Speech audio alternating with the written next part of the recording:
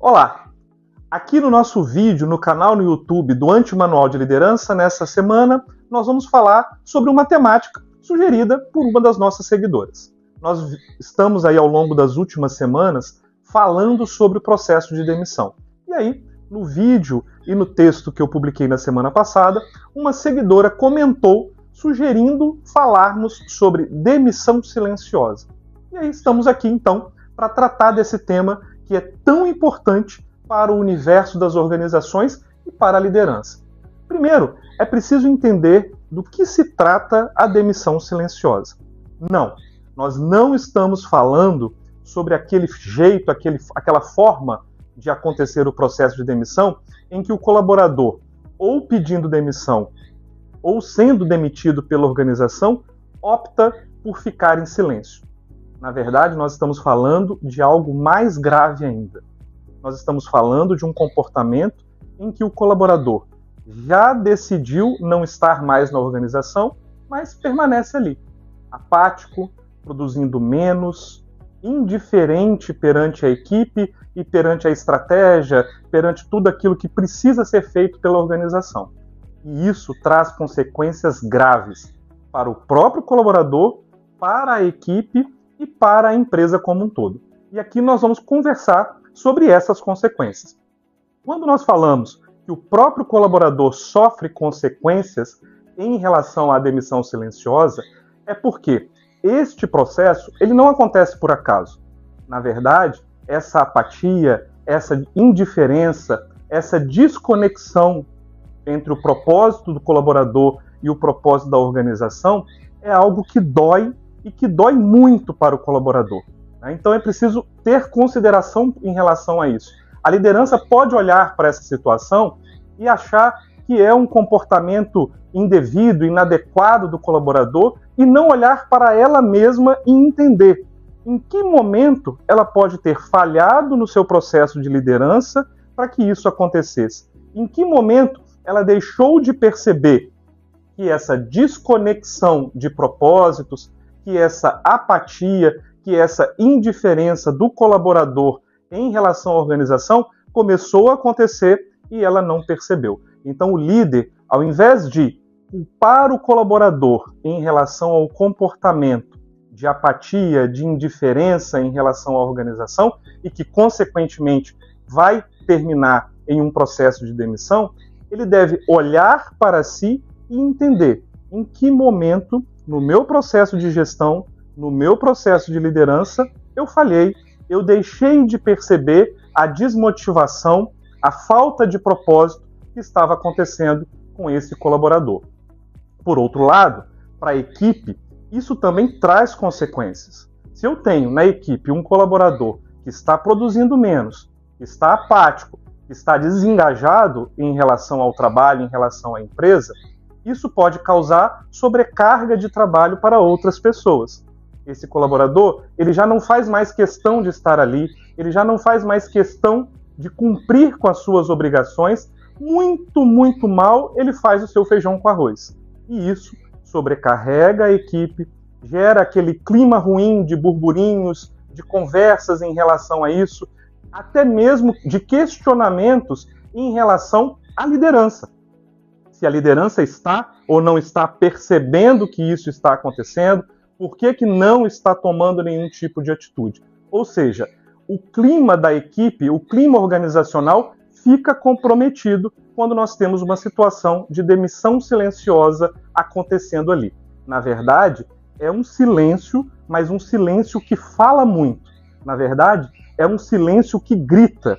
Grita dentro da pessoa que tomou a decisão de se demitir, mas que continua ali, grita ali no entorno em relação à equipe, que fica desmotivada, que fica sobrecarregada, que fica questionando o comportamento da liderança, grita também para a empresa, que perde em produtividade, perde em inovação, perde em crescimento, porque tudo isso, obviamente, vai gerar consequências para o resultado dessa equipe, que, por sua vez, gera consequências negativas para o resultado da organização.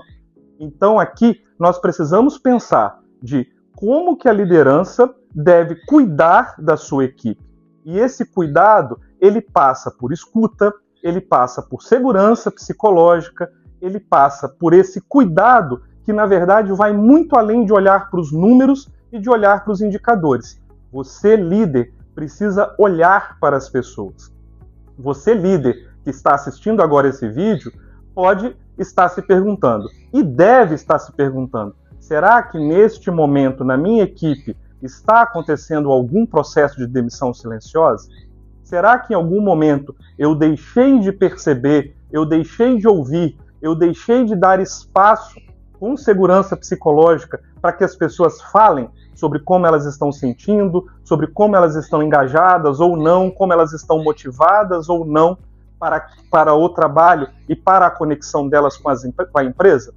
É este o questionamento que você, líder, precisa fazer. E mais do que isso, precisa agir, criando exatamente este ambiente que propicia conversas abertas, que propicia segurança psicológica, que propicia para que as pessoas sintam-se à vontade para falar sobre como elas se sentem.